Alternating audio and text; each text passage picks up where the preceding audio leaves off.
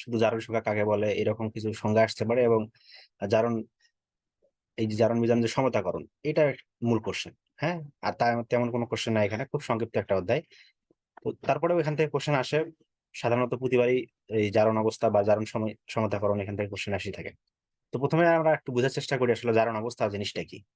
দেখেন কি বলছে, মৌলের পরমাণুতে ইলেকট্রন গ্রহণ বা বর্জনের মাধ্যমে আয়নে পরিণত হয়। এটা আমরা সকলেই জানি। কোন মৌল যখন ইলেকট্রন গ্রহণ করে কিংবা বর্জন করে তখন আসলে আয়নে পরিণত হয়। গ্রহণ করলে কি হয়? ঋণাত্মক হয়। ত্যাগ করলে ধনাত্মক হয়। তাহলে পরমাণু এক বা একাধিক ইলেকট্রন বর্জন করে ক্যাটায়ন, অথবা এক বা একাধিক ইলেকট্রন গ্রহণ করে অ্যানায়নে পরিণত হয়। যেহেতু জারণ প্রক্রিয়ায় ইলেকট্রন গ্রহণ এবং বর্জন, জারণ মানে ইলেকট্রন গ্রহণ এবং বর্জন, তাই ক্যাটায়ন হলো মৌলের জারিত অবস্থা এবং অ্যানায়ন হলো মৌলের বিজারিত অবস্থা। ঠিক আছে? যেমন সোডিয়ামের ক্ষেত্রে যদি আমরা কল্পনা করি, তাহলে সোডিয়াম এর সর্বশেষ শক্তি স্তরে কয়টা ইলেকট্রন ছিল? 3s এ একটি ইলেকট্রন। তাহলে এই একটি ইলেকট্রন কি করবে? সে ত্যাগ করবে, তাই না? তো একটি ইলেকট্রন ত্যাগ করার ফলে সোডিয়াম কি হবে? এখন দেখি, সোডিয়াম একটি ইলেকট্রন ত্যাগ করলো, হয়ে গেল সোডিয়াম প্লাস, তাই না? আবার ইলেকট্রনটা কি করবে? একটি ইলেকট্রন সে গ্রহণ করে, একটি ইলেকট্রন গ্রহণ করে সে কি হয়? ক্লোরাইড আয়নে পরিণত হয়, তাই না? তাহলে এই যে ক্লোরাইড আয়ন, এই যে সোডিয়ামের যে আয়ন তৈরি হলো ক্যাটায়ন, এটাকে বলছি আমি জারণ অবস্থা। এবং এই যে ক্লোরাইড যে অ্যানায়ন তৈরি হলো, এটাকে বলছি আমি বিজারণ অবস্থা। ঠিক আছে? তাহলে জারণ বিজারণের সংজ্ঞাটা কি? সংজ্ঞাটা হলো কোনো মৌলের বা কোনো যৌগের মধ্যে একটি মৌলের পরমাণুর জারণ বা বিজারণ যে অবস্থায় থাকে, কোনো যৌগের একটি মৌলের পরমাণুর জারণ বা বিজারণ যে অবস্থায় থাকে, সেই অবস্থাটাকে আমরা কি বলছি? জারণ অবস্থা। ঠিক আছে? তাহলে এই জারণ অবস্থার আসলে কিভাবে নির্ভর করে, কোন পরমাণুতে কিভাবে নির্ভর করে, তার একটু যদি বলার চেষ্টা করি আমরা। তারা দেখেন, যদি আমি বলি যে জিঙ্ক ক্লোরাইড, হ্যাঁ, দেখেন জিঙ্ক ক্লোরাইড এখানে কেন্দ্রীয় পরমাণু কিন্তু জিঙ্ক। এখন দেখেন, আমরা ক্লোরিনের জারণ কিন্তু সবাই জানি কত? -1, তাই না? তো জিঙ্কের জারণ কত? এটা হলো +2, এটা হলো +2, এটা হলো -1। তাহলে এই সামগ্রিক, এই যৌগটা সামগ্রিক চার্জের মান কত? জারণ মান কত? 0। কারণ আমরা জানি কোন নিরপেক্ষ যৌগ কিংবা নিরপেক্ষ পরমাণু জারণ মান কত হয়ে থাকে? 0 হয়ে থাকে। তো এখানে জিঙ্ক ক্লোরাইড কিভাবে গঠিত হয়েছে?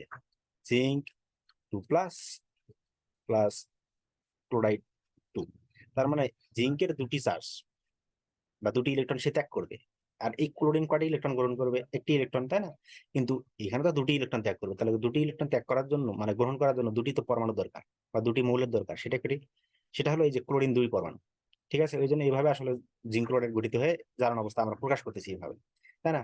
এখন দেখেন, যদি কোশ্চেন থাকে এভাবে যে কোন একটি বিক্রিয়া, জারণ বিজারণ বিক্রিয়া, বড় বড় জারণ বিজারণ বিক্রিয়া দিয়ে আপনাকে বললো যে আসলে এই যে, এই যে এখানে দেখেন,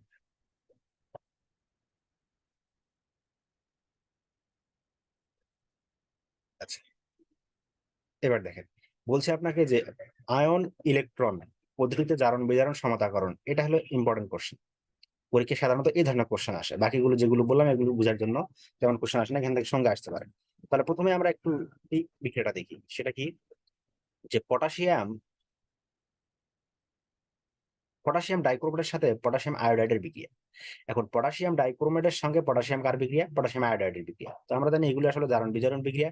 এবং এই জারণ বিজারণ বিক্রিয়াগুলো সাধারণত এসিডীয় মাধ্যমে হয়ে থাকে। মনে রাখতে হবে, জারণ বিজারণ বিক্রিয়াগুলো যেগুলো আমরা করতেছি ল্যাবে, এগুলো করা হয় সাধারণত। তো এই বিক্রিয়াগুলো আসলে এসিডীয় মাধ্যমে হয়ে থাকে। এখানে এসিডীয় মাধ্যম কোনটা? Sulphuric acid. ঠিক আছে? তাহলে এই জারণ বিজারণ বিক্রিয়াগুলো যদি আমরা এসিডীয় মাধ্যমে করি তাহলে আমাদের সহজ হয়। তাহলে এখন দেখেন, এখান থেকে আমাকে বুঝতে হবে যে কোনটার জারণ ঘটেছে, কোনটার বিজারণ ঘটেছে, বা কোনটা জারক কোনটা বিজারক, তাই না? তো স্বাভাবিকভাবে পটাশিয়াম আয়োডাইড কিন্তু বিজারক এবং পটাশিয়াম ডাইক্রোমেট সেটি ছিল জারক। এখন এটা যদি আপনি নির্ণয়, ধরেন যে এমন একটা যৌগ দিছে আপনাকে যে আপনি জানেনই না কোনটা জারক কোনটা বিজারক, তাহলে কিভাবে নির্ণয় করবেন? তারা দেখেন, প্রথমে আমাকে কেন্দ্রীয় পরমাণু চার্জ জানতে হবে। এখন দেখেন, ক্রোমিয়ামের কেন্দ্রীয় পরমাণু, যে পটাশিয়াম ডাইক্রোমেটে ক্রোমিয়ামের কেন্দ্রীয় পরমাণু চার্জ কত? +6। এগুলো আমরা আশা করি বের করতে পারি। হ্যাঁ, আবার বিক্রিয়া করার পরে এখানে ক্রোমিয়ামের চার্জ কত হয়ে গেছে? +3। আর এখানে পটাশিয়াম আয়োডাইডের ক্ষেত্রে আয়োডিনের চার্জ কত হয়ে গেছে? -1। এখানে কত হয়ে গেছে? 0। কারণ এটা তো নিরপেক্ষ পরমাণু, আর নিরপেক্ষ পরমাণু বা নিরপেক্ষ অণুর কি হয়? চার্জের মান 0 হয়। এখন দেখেন যে এটা যে জারক, বা এখানে যে এই যে এই বিক্রিয়াটা যে বিজারণ ঘটেছে এবং এই বিক্রিয়াটা যে জারণ ঘটেছে, সেটা আপনি যদি বুঝতে চান তাহলে এখন সবচেয়ে সহজ যেটা উপায়, সেটা হলো যে আপনাকে চার্জ দেখতে হবে। আমরা কি জানি, যদি জারণ জারণ বিক্রিয়ার ক্ষেত্রে যদি সংজ্ঞাটা বলি, সংজ্ঞাটা কি? যে সকল পরমাণু বা যে সকল পরমাণু বা মৌল কি করে? ইলেকট্রন ত্যাগ করে ধনাত্মক আয়নে পরিণত হয়। কি করবে? প্রথম কথা হলো ধনাত্মক আয়নে পরিণত হবে, অথবা ধনাত্মক আয়নের সংখ্যা বৃদ্ধি পাবে, অর্থাৎ ধনাত্মক চার্জের সংখ্যা বৃদ্ধি পাবে। একইভাবে ধনাত্মক চার্জ বৃদ্ধি পাওয়া মানে কি ঋণাত্মক চার্জের মান হ্রাস পাবে, তাই না? তাহলে কোনো মৌল বা কোনো পরমাণু ইলেকট্রন ত্যাগ করে ধনাত্মক চার্জে পরিণত হয়, কিংবা ধনাত্মক চার্জের সংখ্যা বৃদ্ধি পায়, কিংবা ঋণাত্মক চার্জ হ্রাস পায়, তাকে কি বলে? জারণ বলে। মনে রাখতে হবে ধনাত্মক কি হয় বললাম, বলেন দেখি। ধনাত্মক চার্জের মান বৃদ্ধি পায় কিংবা ঋণাত্মক চার্জ হ্রাস পায়, তাহলে কি হবে সেটাকে আমি বলছি জারণ বিক্রিয়া। তাহলে বিজারণ বিক্রিয়ার ক্ষেত্রে কি হবে? বিজারণ বিক্রিয়া ঠিক তার উল্টোটা। উল্টোটা কি? যে ইলেকট্রন গ্রহণ করবে, এখানে এখানে ইলেকট্রন গ্রহণ করবে, ইলেকট্রন গ্রহণ করে কি হবে? ঋণাত্মক চার্জে পরিণত হবে, কিংবা ঋণাত্মক চার্জের সংখ্যা বৃদ্ধি পাবে। তো ঋণাত্মক চার্জের সংখ্যা বৃদ্ধি পেলে কি হবে? স্বাভাবিকভাবে ধনাত্মক চার্জের মান কি হবে? হ্রাস পাবে। এখন দেখেন এই যে কেন্দ্রীয় পরমাণুগুলো যেগুলো আছে, এখানে ক্রোমিয়াম আছে, এখানে আয়োডিন আছে, হ্যাঁ। তাহলে এই ক্রোমিয়াম এবং আয়োডিন বিক্রিয়া করার পরে কোনটা জারণ মান কিভাবে পরিবর্তিত হয়েছে? এখন দেখেন এই যে এখানে ক্রোমিয়ামের জারণ কত ছিল? +6, তাই না? এখন বিক্রিয়া করার পরে ক্রোমিয়ামের জারণ কত হয়ে গেছে বলেন দেখি? +3। এখন দেখুন ধনাত্মক চার্জের মান বৃদ্ধি পাইছে না হ্রাস পাইছে? এটা তো ধনাত্মক, তাই না? তো ধনাত্মক চার্জের মান বৃদ্ধি পাইছে না হ্রাস পাইছে? হ্রাস পাইছে। তো ধনাত্মক চার্জের মান বৃদ্ধি পেলে কি হয়? ধনাত্মক চার্জের মান যদি বৃদ্ধি পেত তাহলে আসলে বিক্রিয়াটা কি হইতো? জারণ বিক্রিয়া। যেহেতু ধনাত্মক চার্জের মান হ্রাস পেয়েছে, ধনাত্মক চার্জের মান হ্রাস পায় কিংবা ঋণাত্মক চার্জের মান বৃদ্ধি পায়, এটাকে আমরা বলছি বিজারণ বিক্রিয়া। তাহলে এখানে তো ঋণাত্মক চার্জের মান হ্রাস পায়নি, কি হ্রাস পাইছে?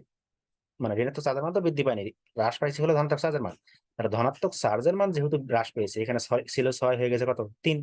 দ্যাটস আমি এটাকে বলছি আসলে বিজারণ বিক্রিয়া, তাই না? এই বিজারণ বিক্রিয়া আসলে কারা ঘটাতে পারে? বিজারণ বিক্রিয়া আসলে ঘটাতে পারে জারক পদার্থ। মানে জারকের আসলে বিজারণ ঘটায়, সে অন্যকে জারিত করে, কিন্তু সে নিজে কি হয়ে যায়? নিজে আসলে বিজারিত হয়ে যায়। তাহলে আমরা এইভাবে আসলে বিজারণ বিক্রিয়াটা নির্ণয় করতে পারি। এক্ষেত্রে দেখেন এই যে এখানে বিক্রিয়াটা দেওয়া আছে, এই যে এখানে বিক্রিয়াটা দিয়ে বলছে যে এই ক্ষেত্রে জারণ সংখ্যা হ্রাস ঘটেছে, কত হয়েছে? 6 থেকে আসলে 3 হয়ে গেছে। দ্যাটস ওয়াই আমি এটাকে পটাশিয়াম ডাইক্রোমেটকে আমি কি বলছি? এটি একটি জারক পদার্থ। আবার আয়োডিনের ক্ষেত্রে কি হয়েছে? আয়োডিনের ক্ষেত্রে আয়োডিন এখানে এই পটাশিয়াম আয়োডাইডে আয়োডিনের চার্জ কত ছিল? -1, তাই না? এবং শুধু আয়োডিন অণুর ক্ষেত্রে কি হয়ে গেছে? 0 হয়ে গেছে। তাহলে ঋণাত্মক চার্জের মান কি হ্রাস পেয়েছে না বৃদ্ধি পেয়েছে? ঋণাত্মক চার্জের মান অবশ্যই বৃদ্ধি পেয়েছে। দেখেন এই যে আমি যদি সংখ্যার আকারে একটু কল্পনা করি, এটা যদি আমার 0 হয় তাহলে এটা -1, এটা -2, এটা তো 1, এটা কত? 2। তাহলে এটা ছিল এমন, হয়ে গেছে কত? এমন। তার মানে কি ইনক্রিজ হয়েছে কিনা? ঋণাত্মক চার্জের মান বৃদ্ধি হয়েছে কিনা? ঋণাত্মক চার্জের মান বৃদ্ধি পেয়েছে কি না? আসলে ঋণাত্মক চার্জের মান কিন্তু হ্রাস পেয়েছে। দেখেন ঋণাত্মক চার্জ ছিল এত, ইনক্রিজ হয়েছে কোন দিকে? ধনাত্মকের দিকে। এটি ধনাত্মক অংশ না? এটি ধনাত্মক অংশ, এটি হলো ঋণাত্মক অংশ। তাহলে ইনক্রিজ হয়েছে আসলে ঋণাত্মক অংশ থেকে ধনাত্মক অংশের দিকে। তার মানে আসলে ঋণাত্মক চার্জের মান কি হয়েছে? হ্রাস পেয়েছে। ঋণাত্মক চার্জের মান যদি বৃদ্ধি পেত তাহলে এদিকে চলে যেত। তাহলে ঋণাত্মক চার্জের মান হ্রাস পায় কোথায় বলেন দেখি? কোন বিক্রিয়ায়? জারণ বিক্রিয়ায়। কেননা জারণ বিক্রিয়া কাকে বলে? আমরা যদি আমি বলি, যে সকল পরমাণু মৌল ইলেকট্রন ত্যাগ করে ধনাত্মক চার্জে পরিণত হয়, কিংবা ধনাত্মক চার্জের মান বৃদ্ধি করে, কিংবা ঋণাত্মক চার্জের মান হ্রাস পায়। এখানে কি ঋণাত্মক চার্জের মান হ্রাস পেয়েছে? 100% পেয়েছে। যেহেতু এখানে ঋণাত্মক চার্জের মান হ্রাস পেয়েছে, দ্যাটস আমি এটাকে বলছি আসলে জারণ বিক্রিয়া। আর জারণ বিক্রিয়া কারা ঘটাতে পারে? অবশ্যই বিজারণ, মানে বিজারক পদার্থ। তাহলে পটাশিয়াম আয়োডাইডকে আমি কি বলছি? বিজারক পদার্থ, তাই না? এখন দেখেন এই বিক্রিয়াটা আসলে আমার সমতাকরণ করতে হবে। এটা আয়নিক সমতাকরণ করতে গেলে প্রথমে কি করতে হবে? আমার যে দর্শক আয়ন যেগুলোকে বলা হয়, যেমন পটাশিয়াম এখানে দর্শক আয়ন, তাই না? এখানে পটাশিয়াম দর্শক আয়ন, এখানে এই যে সালফেট মূলক যেটা আছে এটা দর্শক। তো এই দর্শক আয়নগুলোকে আমরা বাদ দিব। দর্শক আয়নগুলোকে বাদ দিয়ে যেগুলো আসলে আমার বিক্রিয়া অংশগ্রহণ করে, কিংবা জারণে অংশগ্রহণ করে, বা বিজারণে অংশগ্রহণ করে, সেগুলো নিয়ে আমরা কল্পনা করি। দেখেন আমরা প্রথমে যদি বিজারণ নিয়ে কথা, বিজারণ অর্ধ বিক্রিয়া, জারণ বিজারণ বিক্রিয়া তো অর্ধ বিক্রিয়া। তাহলে প্রথমে বিজারণ অর্ধ বিক্রিয়া নিয়ে যদি আমরা কাজ করি, তাহলে প্রথম ধাপে কি হয়ে গেছে? এটা হলো পটাশিয়াম, সরি, ডাইক্রোমেট আয়ন। এটাকে বলা হয় ডাইক্রোমেট আয়ন। তো ডাইক্রোমেট আয়ন থেকে কি উৎপন্ন হয়েছে বলেন দেখি? এটা ছিল আমার এই যে ডাইক্রোমেট আয়ন উৎপন্ন হয়েছে আসলে ক্রোমিয়াম 3 আয়ন, মানে ক্রোমিয়াম 3+। তাহলে ডাইক্রোমেট আয়ন থেকে প্রথমে 3+ উৎপন্ন হলো। আচ্ছা হোক, ঠিক আছে। এখন উভয় দিকে কি যদি আমি এখানে মনে করি 2 নাই, ধরেন যেখানে আমি 2 দিলাম না, প্রথমে না দিয়ে এখানে দেখেন ক্রোমিয়াম কটা আছে? 2টা। তাহলে এখানে আমার ক্রোমিয়ামের আয়ন কটা লাগবে? অবশ্যই 2টা লাগবে, কেননা এখানে যেহেতু ক্রোমিয়াম 2টা আছে, আমাকে পরমাণু উভয় দিকে সমান করা লাগবে। দ্যাটস হয় আমি কি করেছি, আমি এখানে 2 নিয়েছি। এই এখানে বাংলাদেশ লিখে আছে দেখেন, ক্রোমিয়াম পরমাণুর সংখ্যা প্রথমে কি করা হয়েছে? সমতাকরণ করেছে। নেক্সট ধাপে কি করব? নেক্সট ধাপে আমরা দেখবো আসলে অক্সিজেনের সংখ্যা কত আছে। যতগুলো অক্সিজেন থাকবে ঠিক সমপরিমাণ পানি উৎপন্ন করে। এখানে কয়টি অক্সিজেন আছে? 7টি অক্সিজেনের পরমাণু আছে, দ্যাটস হয় 7 অণু পানি উৎপন্ন হবে। এই যে দেখেন, যেহেতু 7টি অক্সিজেন পরমাণু আছে এখানে, উৎপন্ন হবে কয় অণু পানি? 7 অণু পানি। আচ্ছা, তাহলে এখন এই 7 অণু পানি উৎপন্ন করতে কতগুলো হাইড্রোজেন প্রয়োজন আছে বলেন দেখি? 7 দুগুণে 14টি। তাহলে আমাকে 14টি হাইড্রোজেন আয়ন এখানে যোগ করতে হবে। এই যে দেখেন, 14টি হাইড্রোজেন আয়ন আমি যোগ করলাম, তাই না? এখন হাইড্রোজেন আয়ন যোগ করার পরে এখন কি হলো দেখেন, এই পাশে আমার দুই পাশে এখন চার্জ সমতাকরণ করতে হবে। কি করতে হবে? চার্জ সমতাকরণ করতে হবে। এখন এই পাশে দেখেন, এই ডাইক্রোমেট আয়নের চার্জ কত? ডাইক্রোমেট আয়ন চার্জ হলো -2, এবং হাইড্রোজেন প্রোটনের চার্জ কত? যেহেতু 14টা প্রোটন, তার মানে 14 প্লাস 14, তাহলে আলটিমেটলি চার্জ কত? +12। আর এই বাম পাশে চার্জ কত হলো? বাম পাশে আমার পুরো চার্জ হলো +12। এবার ডান পাশে দেখেন, ডান পাশে যদি আমি বলি ক্রোমিয়ামের চার্জ কত? 3, আছে কয়টা? 2টা, তাহলে +6, তাই না? তাহলে +6 হয়ে গেল। এখন দেখেন বাম পাশে চার্জ আছে আমার 12, +12, এবং ডান পাশে চার্জ আমার +6। তার মানে আমাকে কোনোভাবে যদি সমতাকরণ করতে চাই, তাহলে আমাকে এই বাম পাশে কি করতে হবে? যদি আমি -6 করে দেই, তাহলে কি আমার উভয় পাশে +6 হবে না? যেহেতু আমি যদি -6 করে এই কাজটা করতে পারি, তাই আমি কি করলাম এখানে? এই যে 6টি ইলেকট্রন যোগ করলাম, 6টি ইলেকট্রন যোগ করলাম। তার মানে আমরা বুঝলাম ডাইক্রোমেট আয়ন 6টি ইলেকট্রন গ্রহণ করে। মানে ডাইক্রোমেট আয়নটা কয়টি ইলেকট্রন গ্রহণ করে? 6টি। 6টি ইলেকট্রন গ্রহণ করে আসলে ক্রোমিয়াম আয়ন উৎপন্ন করে। 2 জনের ক্ষেত্রে অবশ্যই মনে রাখতে হবে 2টি ক্রোমিয়াম আয়ন। কিন্তু একটি ক্রোমিয়াম যদি বলি, একটি ক্রোমিয়াম কিন্তু 3টি ইলেকট্রন গ্রহণ করে। যেহেতু এখানে 2টি ক্রোমিয়াম, তার মানে 3 দুগুণে 6টি ইলেকট্রন গ্রহণ করছে, তাই না? এইভাবে আসলে আমরা কি বললাম? সামগ্রিক বিক্রিয়া। এটাকে আমি লাস্ট ধাপে বলছি, এটাকে সামগ্রিক বিক্রিয়া। আপনি এটা এক ধাপে করতে পারেন। যদি বলেন যে আমি প্রথম ধাপ, দ্বিতীয় ধাপ, তৃতীয় ধাপ এগুলো করবো না, ডিরেক্ট একেবারে এটা করে দেবো, তাও করতে পারেন। তবে এই ক্ষেত্রে যদি আপনি প্রথম ধাপ এবং দ্বিতীয় ধাপ, তৃতীয় ধাপ করেন, তাহলে আপনার বুঝতে সুবিধা হবে। খুব ধাপে ধাপে কাজ করলে আপনার সুবিধা হবে। আর একেবারে যদি করতে চান তাহলে ঝামেলা হয়ে যাবে। আমার মনে হয় যে প্রথম ধাপ, দ্বিতীয় ধাপ, তৃতীয় ধাপ এভাবে করাই বেটার হবে। এরপরে দেখেন, আমরা তো এখন করলাম বিজারণ অর্ধবিক্রিয়া। এবার জারণ অর্ধবিক্রিয়ার ক্ষেত্রে কি ঘটে? ঠিক তার বিপরীত জিনিসটাই ঘটবে স্বাভাবিকভাবেই, সেম প্রসেস। তাহলে একটু উপরে দেখাই, আমার এই বীজ ছিল পটাশিয়াম আয়োডাইড, উৎপন্ন হয়েছে কি? আয়োডিন অণু। তার মানে এখান থেকে এখানে উৎপন্ন হয়েছে, তাই না? তাহলে প্রথমে শুরু করবো আমি এখান থেকে। আচ্ছা, তাহলে এখন দেখেন, এই যে 2 অণু পটাশিয়াম আয়োডাইড আয়ন, 2 অণু আয়োডাইড আয়ন থেকে উৎপন্ন হয়েছে আয়োডিন অণু উৎপন্ন হয়েছে।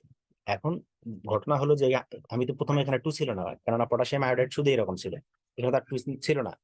যেহেতু আমাকে প্রথম ধাপের কাজই হলো যে আমার আয়োডিন বা কেন্দ্রীয় পরমাণু যেটা থাকবে তার সমতাকরণ করতে হবে পরমাণু। তো এখানে আছে পরমাণু কটা? ডান পাশে 2টা, তাহলে বাম পাশে আমাকে 2টা নেওয়া লাগবে না? দ্যাটস আমি 2 গুণ করেছি। ঠিক আছে। এখন তো দ্বিতীয় ধাপে এখানে তার অক্সিজেন নাই যে আমি পানি যোগ করব বা হাইড্রোজেন যোগ করব, এখানে কোনো কিছুই নাই। তাহলে এখন কি করতে হবে? এখন একদম সিম্পল কাজ, চার্জ সমতাকরণ করতে হবে। তাহলে এই পাশে চার্জ কত?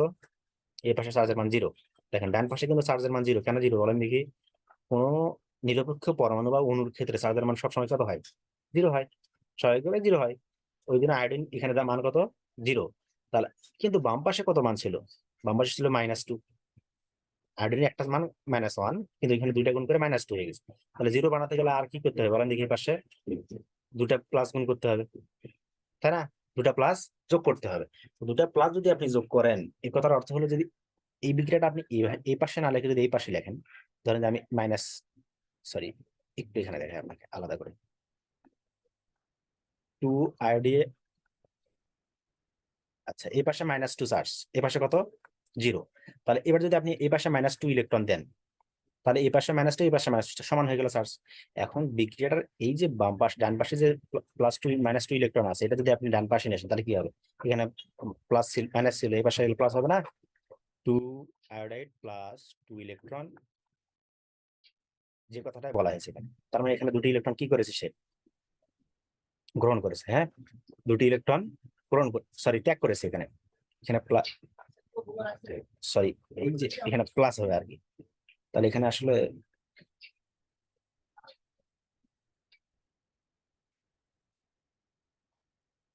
এখানে তাহলে কি হবে? এখানে মাইনাস হবে। দেখেন এখানে প্লাস চার্জ, মাইনাস চার্জ, আর এখানে যে কয়টা চার্জ হলো?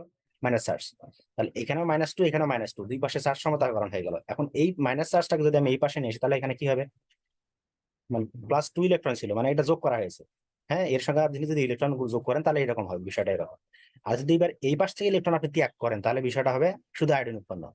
তাহলে বিষয়টা এখানে কত দাঁড়ালো, এখানে -2 আর এখানে ইলেকট্রনের চার্জ কত, স্বাভাবিকভাবে -2। তাহলে আলটিমেটলি কত আসে দেখেন দেখি, -2 মাইনাস মাইনাসে +2 = 0, তার মানে চার্জ হয়ে গেল 0। আমাকে চার্জ সমতাকরণ করার জন্য কি করতে হলো, আমাকে এই পাশে ইলেকট্রন আপনি প্লাস করতে পারেন কিংবা এই পাশে ইলেকট্রন আপনি কি করতে পারেন, মাইনাস করতে পারেন। এবং এখন দেখেন সামগ্রিক বিজারণ জারণ বিক্রিয়াটা কি হয়ে গেল, 2 iodide ion -2 electron equals to iodide অণু, মানে আয়োডিন অণু আর কি। তাহলে এই সামগ্রিক বিক্রিয়াটা আমরা এখন দেখলাম যে উপরের বিজারণ বিক্রিয়ার ক্ষেত্রে 6টি ইলেকট্রন গ্রহণ করেছে, 6টি ইলেকট্রন গ্রহণ করেছে এবং জারণ বিক্রিয়ার ক্ষেত্রে 2টি ইলেকট্রন ত্যাগ করেছে। এখন 2টি ইলেকট্রন ত্যাগ করেছে, 6টি গ্রহণ করেছে, তাহলে কেমন হয়ে গেল না? আমাকে আসলে এই দুটা সমান করতে হবে, এই দুটা কি করতে হবে, সমান করতে হবে। যতগুলো ইলেকট্রন গ্রহণ করবে ততগুলো ইলেকট্রন সে কি করবে, ত্যাগ করবে। মানে যতগুলো ইলেকট্রন গ্রহণ এবং ত্যাগের মান সবসময় কি রাখতে হবে, সমান রাখতে হবে। দ্যাটস আমি কি করলাম, এই যে 2 নম্বর যে সমীকরণ দ্বিতীয় ধাপে জারণ বিক্রিয়া, এটাকে আমি 3 দ্বারা গুণ করলাম। তাহলে 3 দ্বারা গুণ করলে কটা হলো, 6টি ইলেকট্রন। তার মানে এ 6টি ইলেকট্রন গ্রহণ করেছে, এ 6টি ইলেকট্রন ত্যাগ করেছে। এই যে দেখেন এখানে 3 দ্বারা গুণ করেছি, দ্যাটস ওয়াই এখানে 2 ছিল, 3 দুগুণে হয়ে গেছে 6টি আয়োডাইড আয়ন, 3 দুগুণে হয়ে গেছে 6টি ইলেকট্রন, এবং এই পাশে তো কিছু নাই, এখানে শুধু 3টি আয়োডাইড।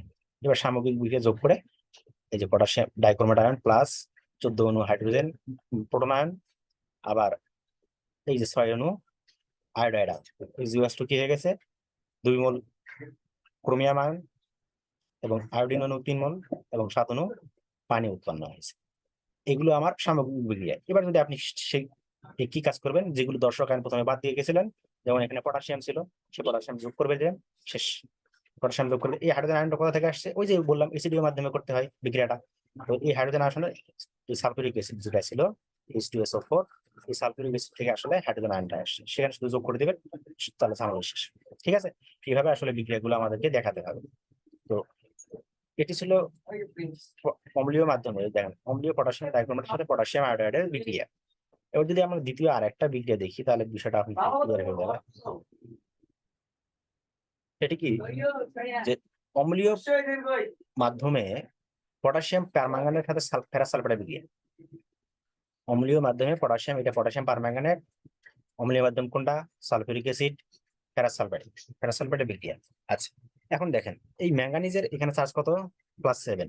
এখানে ম্যাঙ্গানিজের চার্জ কত হয়েছে, +2।